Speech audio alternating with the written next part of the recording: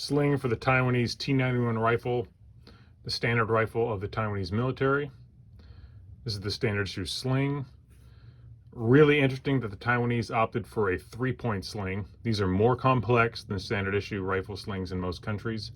Most countries use a 2-point sling, with a big exception being France. They use a 3-point sling on their FAMAS rifles.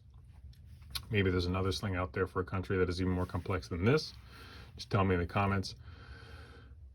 In Taiwan, they give these to the grunts. This is what all of them use on their T91 rifles, which is really interesting. If you compare this to a standard US M16 rifle sling or a FAL sling or an AK sling, these are way more complicated.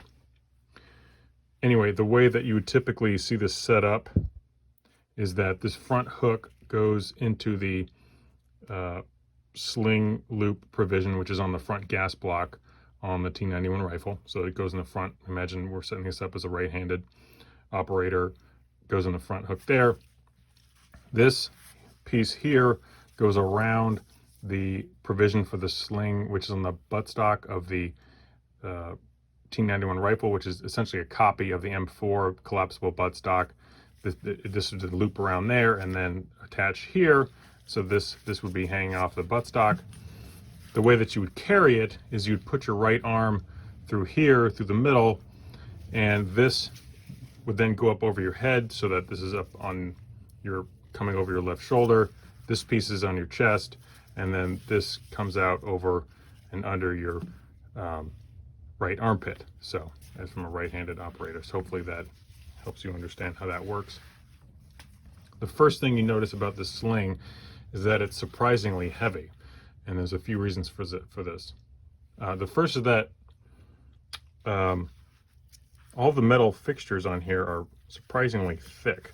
So this piece here is 5mm thick steel. That is ridiculously thick. So an AK receiver is 1mm thick steel. So this piece is really tough.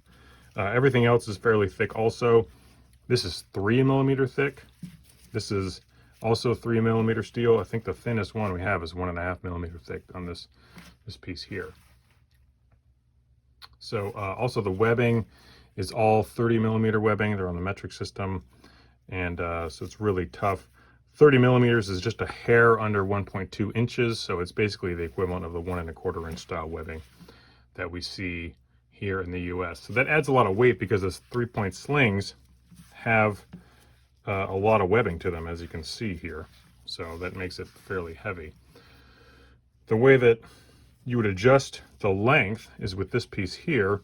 So you'd snap this up, and everything's stiff and really heavy duty. You adjust that here based on the size of your torso or how obscenely obese you are. It's pretty stiff. It's not going anywhere. So the 3-point design makes it comfortable to carry the rifle in a patrol-ready position, and that allows you to be very kind of quickly get it into action, while it also leaves your hands free to do other stuff for the 99% of the time when you're just standing around smoking and joking or cleaning the motor pool with a toothbrush. A lot of standard issue slings don't make that easy to do. I know there's a lot of haters out there for the 3-point sling.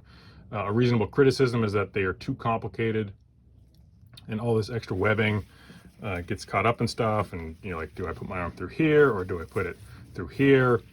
Those are reasonable criticisms, especially these days when soldiers have a lot of stuff on their that they're carrying around. So that's a big downside. Overall, this is a tough, well-made and unique sling. So thank you for watching.